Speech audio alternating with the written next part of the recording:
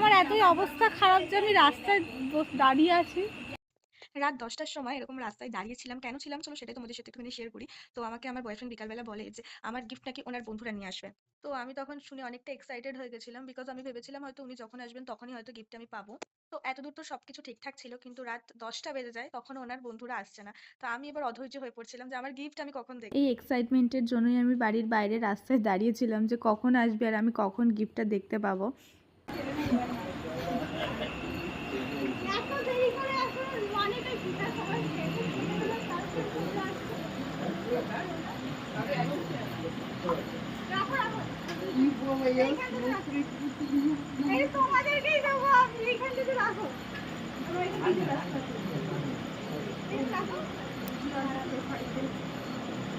আমার gift কোথায়? আমার gift কোথায়?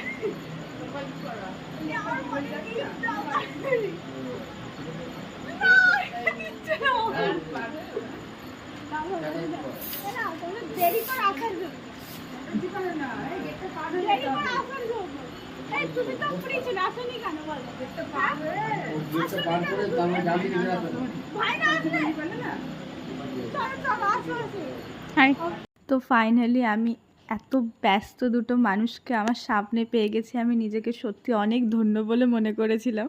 তো আমি নেক্সট ভিডিওর মাধ্যমে তোমাদেরকে দেখাবো যে আমি কী গিফট পেলাম।